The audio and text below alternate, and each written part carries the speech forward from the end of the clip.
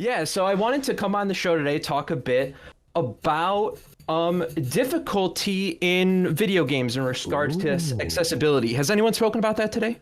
No. No. Nope. Okay, awesome.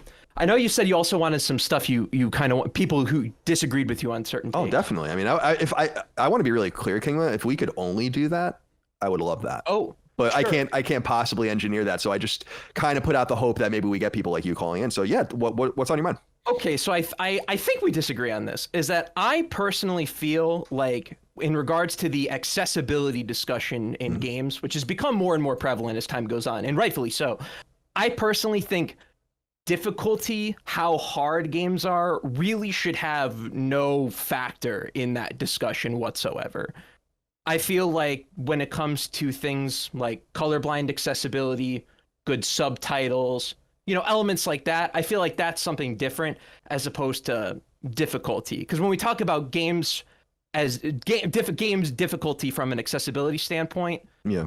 that affects the game. So I did want to ask like kind of how you guys feel about that. This was a big take with like Returnal. I say every 6 months a game comes out that sparks the difficulty and accessibility discussion. Last time was Demon Souls, now is Returnal. And both games I love and would feel like both those games are examples of games I feel like would be negatively affected by having either easier difficulty options available at all. Yeah. My whole take on this is that I really feel like it has to be on a game by game basis. You brought up color blindness, which is so interesting to me because the first time I saw the game Hue, which later came to like PS4 and Vita, and I played it there, which is a game about colors. I asked the developer because I'm not colorblind. I was like, "Well, how do people that are colorblind play this?" It almost seemed like I really felt in my mind like it was a gotcha at the time. I'm like, point as if they didn't fucking think about this. It was like really stupid in hindsight. And they had this really interesting solution by replacing the colors with symbols, and I thought that was really cool. And they thought about accessibility so that people that couldn't interact with the core mechanic of their game could. But I think that I think in my opinion, difficulty is often understated as a component of what makes a game tick and often how a game's story is told. We talked about Returnal, where I think, and I agree with you, I think that that game really shouldn't be made any easier because Absolutely. and any more accessible, because dying and restarting and putting it all on the line when you go into a bonus room or you're entering a boss fight with the improper weapons, I mean, it's all riding on that, and that is part of the experience. But I think that a game developer should also have the freedom to make their game as accessible as they want to, whether they do that with modular difficulty levels or literal difficulty levels. I love the games that are starting to mess around with very granular difficulty levels where you can really mess around with things in all sorts of different sliders, or games like we made with Abroxia 2. I'm proud of that game in a sense because our store acts as the game's difficulty setting. And it wasn't something that a lot of people talked about, but that was kind of the intent of the design, that the game could be as hard or as easy as you actually wanted it to be. And all you really needed to do was grind for some credits, and you can do that. Does that make sense to you? Oh, absolutely. And I certainly don't mind difficulty levels. I'm frustrated by difficulty choice in games when it's not clear what the actual intended play experience is. Like, I feel like a great example of this is like Jedi Fallen Order. I'm a big Souls fan, so I knew I'm like, oh, I'm going to play this on the hardest difficulty. And I played about 10 hours of it. I'm like, this game was clearly not balanced Right. at all with, just like, the first boss will, bitch slap you and it does your entire health bar. It's ridiculous. And that's not really, balanced in a good way at all. So as you said, people, I feel like underestimate the difficulty discussion. And I feel like it's more important. And I wish people would give games like Returnal credit for, hey, while it lacks difficulty options, here's what the play experience results in. That's something special and unique to games like it, where there is no out. There is no easy way out. You just have to do it. And that's real achievement. I agree with you. And I think that that's the huge part of this conversation that I'm glad you use that word achievement, because people are like, well, we don't want, do people watch films differently? And I'm like, but this is an interactive experience. And also it's an experience that requires some sort of foreknowledge as well. I don't crack open a physics textbook because I don't have the fundamental knowledge of mathematics and science to even understand it. And I don't crack it open getting mad that I don't understand it. I don't have the means to understand it. And I could put the work in to understand it, but I don't want to. And that's basically how a lot of games that are too hard go for people as well. I think the one caveat, in my opinion, is accessibility in terms of a handicap or a disability you have.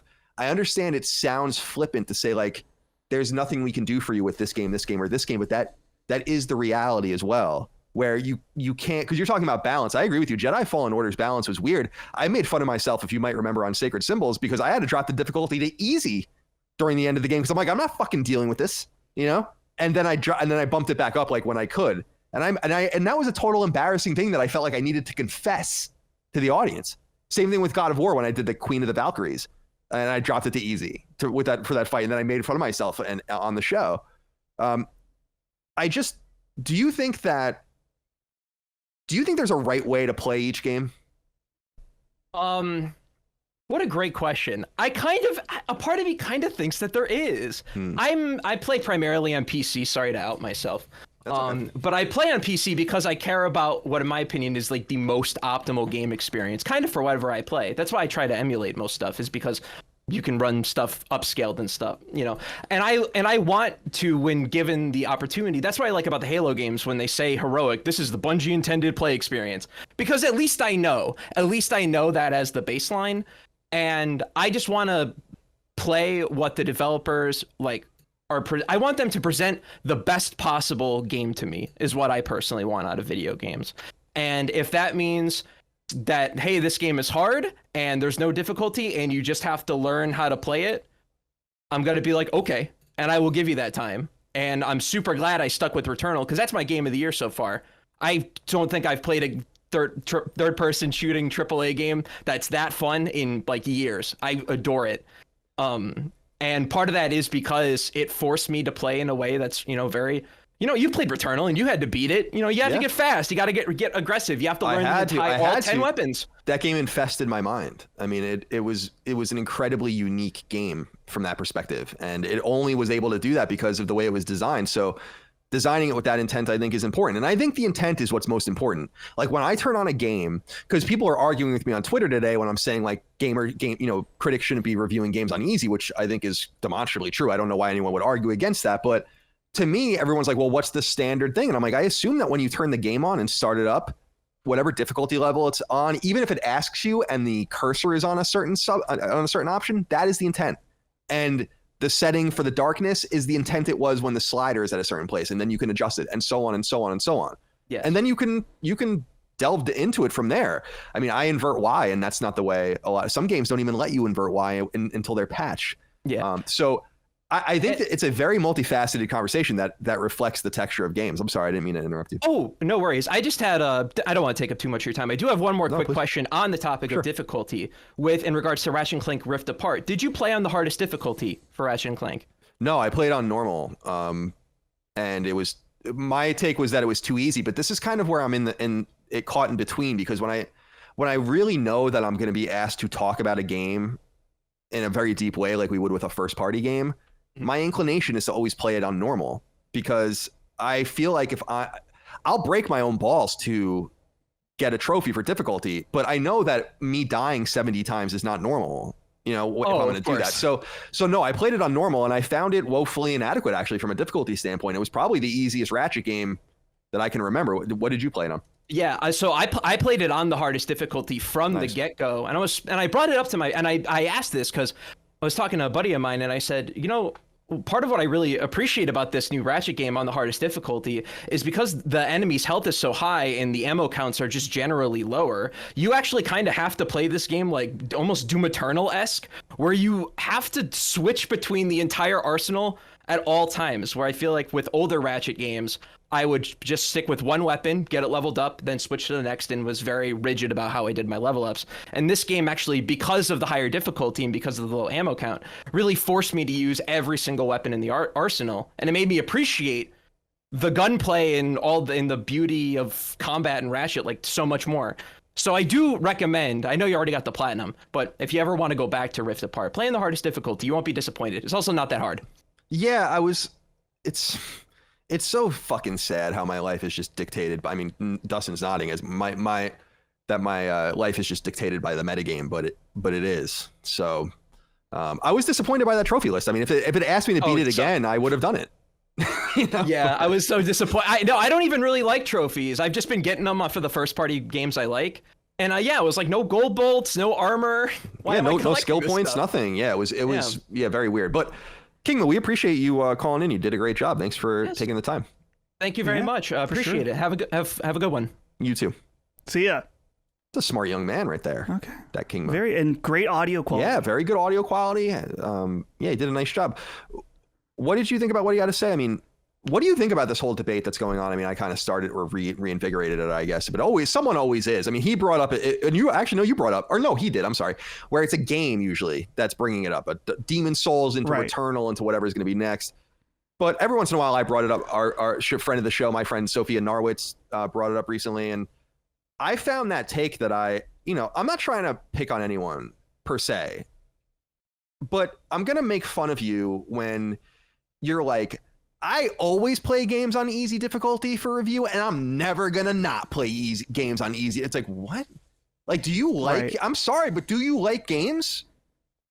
It's not a matter of trying to take the piss out of you for not having the skill or the patience, but you're not playing the game as intended when you're playing it on easy. I'm sorry, and that is there for accessibility purposes. That is there for younger or less experienced gamers, or it's there if you just want to see the story, but that's not your job to do it. You are the critic. So you play it the way it is intended to be played. Am I right or wrong? No, I'm with you. Like, I feel like too many reviewers have this idea that a review is like an art piece of their statement, their written summary of their, experience, which it should be that to some extent. But people don't see reviews for what they really are, and that's a product that people consume to decide whether or not a game fits them. Now, I think that to be slightly on their side, if you can be totally on you their want to side write, if you want, you don't have to, Oh, I'm not offending me. No, the only thing I would say, and I think you brought this up in a tweet, is that if someone wants to base their review around like, I play games on easy, here's the easy mode experience. That's great. I mean, that's your is your thesis. That's exactly what I said. And I've written reviews where I didn't beat the game. I wrote reviews where I had to play it on an easier difficulty or whatever, and that was part of the review. I don't know if I ever actually had to drop the difficulty for a review, but I definitely have not beaten games and made that part of the thesis, whether it's too long or boring or whatever the case might be. But that's explained. I want to go find this woman's reviews and see if it's ever discussed in any of those reviews. Because if you're reading a review of I don't know, whatever, what's the game that came out recently? Fucking Scarlet Nexus, and she never mentions that she played the game on easy, then that's not the way most people play. And people that are saying most players play on easy or whatever, I'm like, no, they don't. And in fact, trophies show you that most players don't beat their games, but that is something else. And I think people are talking about two different issues. Most people don't beat their games. That's true. The trophies show that. The trophies also show that most people play their game on normal. And so they play it the way they feel like it's intended. Most people feel like it's cheap. And I know that some people feel like this is cultural gatekeeping issue, but it's not. You have no business having your score on the Metacritic slate if you played it on easy. I'm sorry. And the example I used was people are like, well, if it's available, then it's the way it's intended to be played. And I'm like, okay, in Wolfenstein 2, I'm going to play it on Uber and I'm going to play it on permadeath. I'm going to get 10 minutes into the game and die, and then I'm going to review it. And I'm going to say I'm going to give the game a 2, say the game is way too fucking hard and unforgiving. And since it's there, I mean, that's the way it's supposed to be, right? I mean, that's the way, I guess that's also the way it's supposed to be played. But of course, we all know fundamentally that that's not true. We all fundamentally know that Uber mode and permadeath are for the most hardcore, that reviewing the game from that perspective is worthless to all but a select few people. And none of the people writing at these gaming websites are speaking to them. Nor are they speaking, because people are like, what about casual players? And I'm like, oh, that's so funny you say that, because IGN had a casual website. Do you know what it was called? Of course you don't, because it fucking died. Because casual people don't play or don't read about games, they play games. And when they start reading about them, they're no longer casual gamers. I know this is hard to keep up with. Anyway, Dustin, I'm going on a diatribe here. Should we get someone else in? Do you have something to say? No, I am on a roll right I'm in a I'm in agreement with you, and I have a thought. Well, yeah, just the other thing that I'll just say real briefly is just this idea of it's not quite there, but the demanding of developers to create easier modes. This comes, I think we talked about this a few months back. Like people talk about From Software and say like, why doesn't Sekiro have an easy mode? It's like, no, I want games to be accessible to as many people. I think it's great that so many games are doing that, but we cannot demand it of creatives to do that all the time. That's ridiculous. I also want some games to be accessible. Like there are games that are not accessible to me. EVE Online is so complicated that I don't even know what the fuck the game is. Like I look at it sometimes and watch videos and I'm like, I don't even understand any of this. And some of these like very complicated like Stellaris and all I'm like, I don't know what the hell. So I'm making fun of myself too. I'm taking the piss out of myself too. There is only so much I can understand as well. It's not just like I'm immune to it. So I'm not going to go to From Software and be like, well, where's my easy mode in Demon Souls? Like I'm either going to get good at Demon Souls or I'm going to fucking go play something else that's meant for me to play it. They didn't make it for me. Right. And they didn't make not every game is for everybody. Souls for a person who doesn't have an arm, like one arm. Like they have to, like it's just, I'm sorry. That sucks. Thank God there are thousands of other games that you can play. Right. That's my take. Thousands. That literally, tens of thousands. Hundreds of thousands. I mean, if you really think about it, right? Like, anyway.